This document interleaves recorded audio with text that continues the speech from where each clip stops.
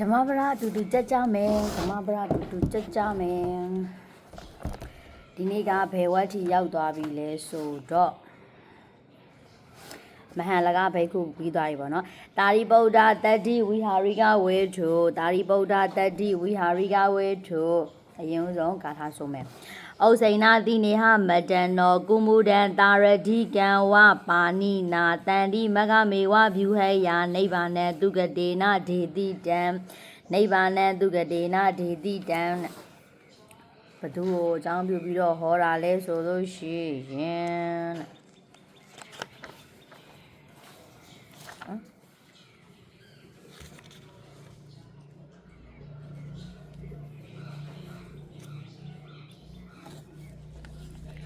ဟုတ်နော်အဲ့ဒါဆို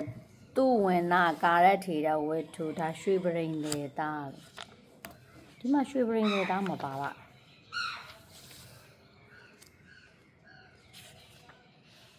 ပေမဲ့အဲ့လိုမျိုးပဲဟုတ်တယ်ခေါင်းစဉ်လွဲနေရပါတော့ဒါကကြတော့ဗာလဲဒါကကြတော့တင်ကစားမှာကကြတော့တာရိပုတ္တတတ္တိဝိဟာရိကဝတ္ထုလို့ဖွင့်ပြီးတော့ကြတော့ဒီဒေါ်ဝိဇ္ဇေတီမှာကြတော့သူဝဏကာရက်ထေရဝတ္ထုလို့ဖွင့်တယ်ပေါ့နော်ဒါပေမဲ့ဂါထာကတော့အတူတူပဲဆိုတော့ကြက်လိုက်မယ်ပေါ့နော်သူဝဏကာရက်ထေရဝတ္ထုတာရိပုတ္တတတ္တတိဝိဟာရိကဝတ္ထုဥစိဏတိနေဟမတံနောကုမုဒံတာရတိကံဝပါဏိနာတန္တိမဂမေဝဗျူဟယနိဗ္ဗာနံသူကတေနဒေတိတံသူကိုဟောတာကကြတော့တဲ့မြတ်စွာဘုရားရှင်ကတာဝိထိပြည်စေတွင်ကျွန်မသတင်းတော်နေတော်မူတဲ့အချိန်မှာရှင်သာရိပုတ္တရာကပေးတော့အာသုဘကမ္မထံကိုလေးလတိုင်အားထုတ်တော်လဲပဲစိတ်တည်ကြည်မှုမရဘဲနဲ့ဘုရားရှင်ပေးတော့လောဟိတဝဏကတိုင်းပေါ့နော်ဝဏကတိုင်းကိုရှုဆင်ခြင်းရတဲ့ဇန်၄ပါးရပြီးတော့အထမတ်ဖို့အလို့ငါဆက်လက်ဟောကြားတော်မူရတော့ရှင်သာရိပုတ္တရာရဲ့အတူနေတပည့်ရွှေပရိန်သေးရဲ့သားသူဝဏကာရထေတဲ့ရွှေပရိန်သေးရဲ့သားဒီဟာကျတော့ဒါရိပုတ္တရာထေနဲ့အတူနေတယ်ဆိုတဲ့ခေါင်းစဉ်နဲ့ရေးထားရပေါ့နော်တကယ်ကကျတော့အဲ့အတူနေတဲ့သူကဘယ်သူလဲဆိုလို့ရှိရင်သူဝဏကာရထေတဲ့သူဝဏကာရထေအကြောင်းကိုပြောတာပေါ့နော်ရွှေပရိန်သေးရဲ့သားဆိုတော့သူဝဏကာရထေရဘယ်လိုတုံးဆိုလို့ရှင်သူကရွှေပရိန်သေးရဲ့သားကနေမှပေါ့နော်တရားတွေပောက်ပြီးတော့ကြတော့ယဟန်ဝတ်လာယဟန်ဝတ်တော့ကျတော့ရှင်သာရိပုတ္တရာနဲ့တကြောင်ထဲမှာနေရပေါ့လေနေတော့ကြတော့အမမရှင်သာရိပုတ္တရာကနေမှသူကဘယ်လိုလဲရှင်သာရိပုတ္တရာကကြမြတ်စွာဘုရားမဟုတ်တော့ကြတော့သူကဒီတရားကျင့်တဲ့ပုဂ္ဂိုလ်ရဲ့အလိုဆန္ဒကိုမသိဘူးပေါ့နော်ဒီပုဂ္ဂိုလ်ကဘယ်လိုမျိုးကမ္မထံပေးလို့ရှိရင်တကယ်ပေါက်ရောက်နိုင်တယ်ဆိုတော့သူကမသိဘူးမသိတဲ့ကြောင့်မလို့သူကဒီရွှေပရိန်သေးရဲ့သားကိုသူကအာသုဘကမ္မထမ်းနေကြီးပဲပေးတာပေါ့နော်ဝါရင်တလာသွားအားထုတ်ပေါ့နော်သူကဒီယဟန်လေးရတယ်အာတူအားထုတ်တယ်ဒါပေမဲ့လို့လေသူ့ရဲ့ပေါ့နော်သူ့ရဲ့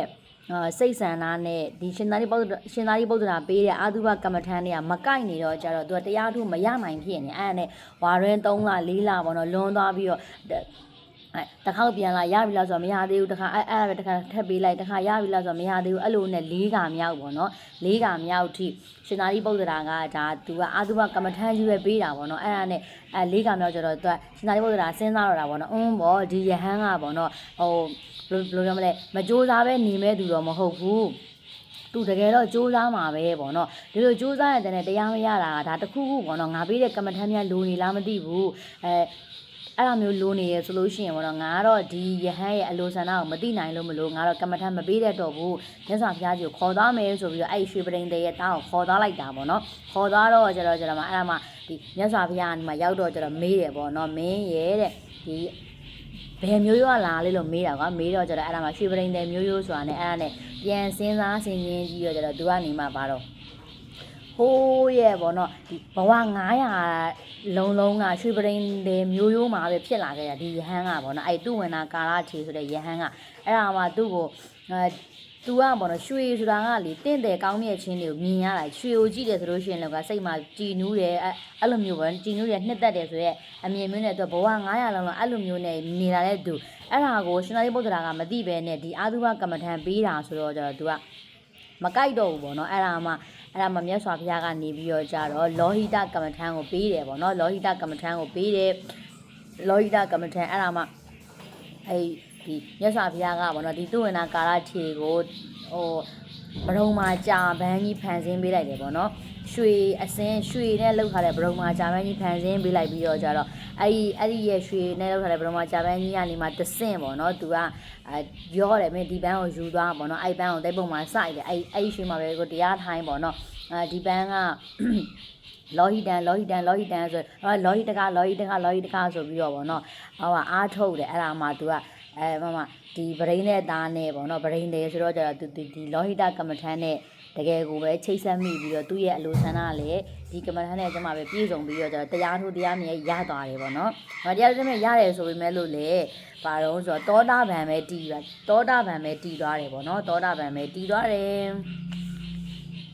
မဟုတ်ဘူးသောတာပန်တီတာကကျတော့ဒီဘရုံမှာကြာပန်းကိုကြည့်ပြီးတော့သောတာပန်တီတာအဲ့ဒါမှသောတာပန်တီတော့ကျတော့ဗောနော်ဒီအထက်ဘက်ကိုဘယ်လိုလုပ်မလဲဆိုတော့ပြီးတော့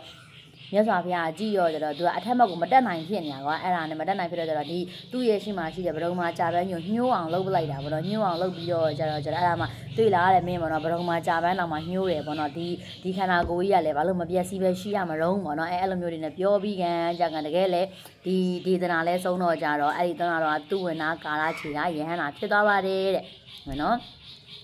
ယဟန္တာဖြစ်သွားပါတယ်တဲ့အဲ့ဒါကဒါသူ့ရဲ့မှအဓိပ္ပာယ်ပေါ့နော်သူ့ရဲ့မှအဓိပ္ပာယ်အဲ့ဒါဆိုတော့ကြတော့ဥစိန်နာကဖြတ်တယ်အရဟတမတ်နဲ့ဖြတ်တယ်ပေါ့နော်ဆိုတော့ဂါထာရဲ့ဂါထာအကြောင်းကကြတော့အဲ့လိုမျိုးအကြောင်းပေါ့အဓိပ္ပာယ်ကဂါထာရဲ့စကားပြေကကြတော့တဲ့တကောင်မုံလာယာဒီ၌လာရောင်ကြောင်ပွင့်တဲ့ကုမှုဓာပန်းကိုဖြတ်တကဲ့သို့မဖြတ်တကဲ့သို့မိမိရဲ့ချစ်ချင်းတနာကိုဖြတ်ရမယ်တဲ့နိဗ္ဗာန်ကိုတဲ့ဘုရားရှင်ကဟောတော်မူတဲ့အတွက်ကြောင့်မလို့နိဗ္ဗာန်ရောက်ကြောင်းအထင်ကြီးရမတရားကိုပွားများပါပေါ့နော်အဲ့လိုမျိုးပြောတာဒါကသူ့ဝင်လာကာလရွှေပရိန်တဲ့ရဲ့သားပေါ့နော်ရွှေပရိန်တဲ့ရဲ့သားကိုပြောတာပါတဲ့ဩဇိနာတိနေဟမတနောကုမှုရန်တာရတိကံဝပါဏိနာတန်နိမကမေဝဗျူဟယနိဗ္ဗာနံသူကတိနာဒေတိတံနိဗ္ဗာနံသူကတိနာဒေတိတံတာရတိကံဝကိုတာရတိကံဤဝလို့ပုံဖြတ်ပြီးတော့တာရတိကံတစောင်းမုံလားယာတိ၌ပွင့်သောတာရတိကံတစောင်းမုံလားယာတိ၌ပွင့်သောကုမှုဒံလာရောက်ကြောင်းပွင့်သောကုမှုရာဂျာပန်းကိုတာရတိကံတစောင်းမုံလားယာတိ၌ပွင့်သောကုမှုဒံလာရောက်ကြောင်းပွင့်သောကုမှုရာဂျာပန်းကိုပါဏိနာလက်ဖြင့်ဗောနော်ပါဏိနာလက်ဖြင့်စိန်တတိဤဝထဲ့တယ်ဗောနော်စိန်တတိဤဝစိန်တတိဤဝဖြတ်တကဲ့သို့လက်နဲ့ဖြတ်တကဲ့သို့အတ္တနောမိမိဧတိနေဟံချစ်ချင်းတဏကိုအရဟတမဂ္ဂိနာထဲ့တယ်နော်အရဟတမဂ္ဂိနာအရဟတမဖြင့်ဥစိဏဖြက်လောဥစိဏတိနေဟမတနောဥစိဏတိနေဟမတနောကုမှုဒံတာရတိကံဝကုမှုဒံတာရတိကံဝပါဏိနာကုမှုဒံတာရတိကံဝပါဏိနာတာရတိကံဝပါဏိနာတာရတိကံတစောင်းမုံလားယာတိအခါ၌ပွင့်သောကုမှုဒံတစောင်းမုံလားယာတိ၌ပွင့်သောကုမှုဒံလာရောက်ကြောင်းပွင့်သောကုမှုရာဂျာပန်းကိုလာရောက်ကြောင်းပွင့်သောကုမှုရာဂျာပန်းကိုပါဏိနာလက်ဖြင့်စိန်တတိဤဝါဖြတ်တကဲ့သို့အတ္တနောမိမိဧတိနေဟံချစ်ချင်းကိုအရဟတမဂ္ဂိနာအရဟတမဖြင့်ဥစိန်နောဥစိန်နာနော်ဥစိန်နာပေါ့နော်ဥစိန်နာမဥစိန်ဒနော်မနာငယ်ဖြစ်နေရဲ့ဥစိန်ဒဖြက်လောနော်ဥစိန်ဒဖြက်လောဥစိန်ဒတိနေဟမတနောကုမှုဒံတာရတိကံဝပါဏိနာဥစိန်ဒတိနေဟမတနောကုမှုဒံတာရတိကံဝပါဏိနာကုမှုဒံတာရတိကံဝပါဏိနာတာရတိကံတစောင်းမုံလားယာတိ၌ပွင့်သောကုမှုဒံလာရောက်ကြောင်းပွင့်သောဂျာပန်းကိုပါဏိနာလက်ဖြင့်စိန်တတိဤဝါဖြတ်တကဲ့သို့ချိုးတကဲ့သို့ပေါ့နော်ဖြတ်တကဲ့သို့အတ္တနောမိမိဧတိနေဟံချစ်ချင်းကိုအရဟတမဂ္ဂိနာအရဟတမဖြင့်ဥစိဏဖြက်လောဥစိဏတိနေဟဥစိဏတိနေဟမတနောကုမှုဒံတာရတိကံဝပါဏိနာဥစိဏတိနေဟမတနောကုမှုဒံတာရတိကံဝပါဏိနာဥစိဏတိနေဟမတနောကုမှုဒံတာရတိကံဝပါဏိနာနောက်ပြီးတော့ကြတော့ဖြက်လောတဲ့နော် နောက်ပြီးတော့ကြတော့နိဗ္ဗာန်နိဗ္ဗာန်ကိုသူကတိနာဖျားရှင်သည်ဒေတိတံဟောတော်မူအပ်ပြီးနိဗ္ဗာန်သူကတိနာဒေတိတံနိဗ္ဗာန်နိဗ္ဗာန်ကိုသူကတိနာဖျားရှင်သည်ဒေတိတံဟောတော်မူအပ်ပြီးဟောတော်မူအပ်ပြီးတန်တိမကမေဝနိဗ္ဗာန်ရောက်ကြောင်းနိဗ္ဗာန်ရောက်ကြောင်းအထင်ကြီးကမတရားကိုသာလဲရင်တန်တိမကမေဝနိဗ္ဗာန်ရောက်ကြောင်းအထင်ကြီးကမတရားကိုသာလဲရင်ဘျူဟယပွားများလော့ဘျူဟယပွားများလော့ဘုရားရှင်ကတဲ့နိဗ္ဗာန်ကိုဟောထားတယ်ပေါ့နော်ဒါကြောင့်မလို့ဒီနိဗ္ဗာန်ရောက်ကြောင်းဖြစ်တဲ့မဂ္ဂင်တရားတွေကိုပွားများပါလော့တဲ့ဟုတ်မယ်နော်တန်တိမကမေဝဘျူဟယနိဗ္ဗာန်သူကတေနဒေတိတံနိဗ္ဗာန်သူကတေနဒေတိတံ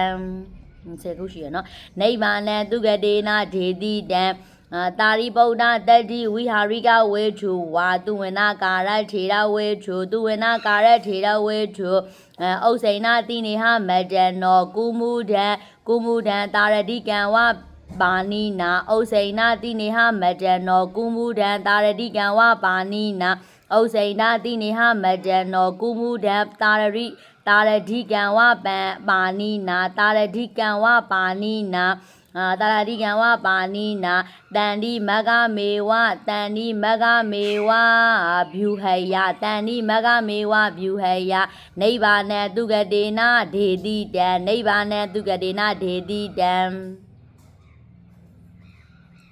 အဲ့ဒါဆိုလို့ရှိရင်တော့တပုတ်ရသွားပြီရတယ်ဆိုရင်မလို့လေနှုတ်တော်မတက်သေးဘူးပေါ့နော်နည်းနည်းတော့ပြန်ကြည့်ရအောင်မယ်